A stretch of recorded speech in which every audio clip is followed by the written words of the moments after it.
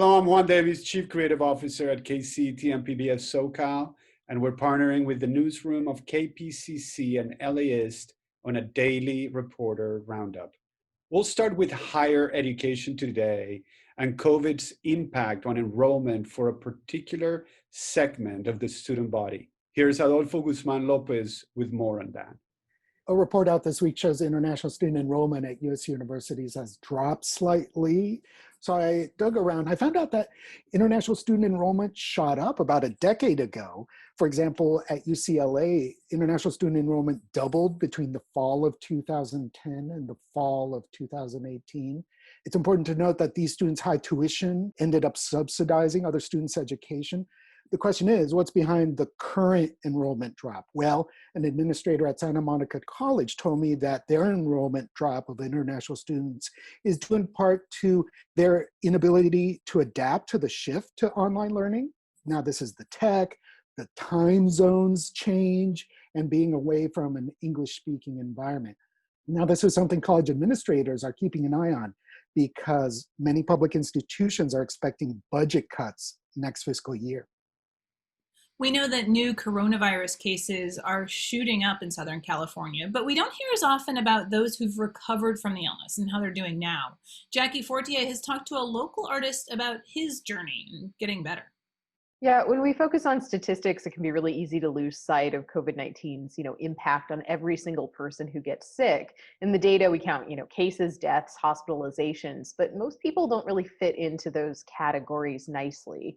I first spoke with Tobin Nichols in late April when he was recovering from spending over a month in bed.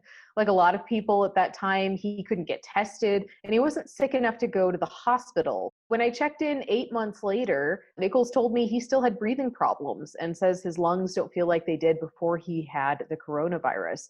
He also has neurological problems, and there are millions of people just like Nichols who have technically recovered, but months and months later are still suffering from the effects of the virus.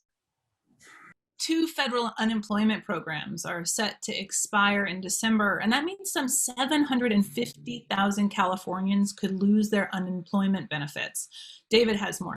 Yeah, there's new research out that estimates 750,000 Californians will lose their unemployment benefits next month if Congress doesn't act soon. And that's because we're heading for this so-called unemployment cliff. It's going to come on December 26th when those 2 federal programs are set to expire. If lawmakers don't renew them, hundreds of thousands of Californians are going to face severe financial hardship. I spoke with the researchers who came up with this estimate, and they said that non-white workers are more likely to fall off this unemployment cliff next month. This is a time when job prospects are really low, COVID cases are surging, but it does look like many workers are going to have to make these kind of tough choices pretty soon. And finally today, the LA County coroner is holding an inquest into the killing of Andres Guardado. The 18-year-old was shot in the back and killed by a LA sheriff deputy back in June. The inquest is the first in Los Angeles in more than 30 years. Here's Frank Stoltz on its impact and significance. Yeah, coroner's inquests indeed are extremely rare. One of the last ones was in 1981 when the death of Cal State Long Beach running back Ron Settles was ruled a homicide, not a suicide, as Signal Hill police officers had claimed. They said he had found him hanging in a jail. But inquests have no bearing on criminal prosecution. And in the Settles case, the DA, as it often does, decided the officers were not criminally liable, outraging activists at the time. Some of the key questions around the shooting of Andres Guardado by a sheriff's deputy, the deputy says he reached for a gun, but why were all 5 shots into Guardado's back?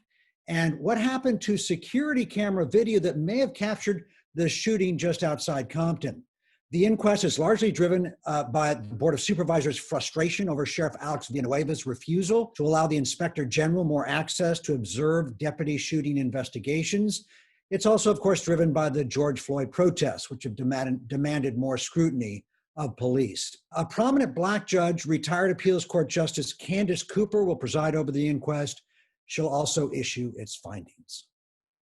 Thank you, Frank, and thank you all at the KPCC and LAist newsroom.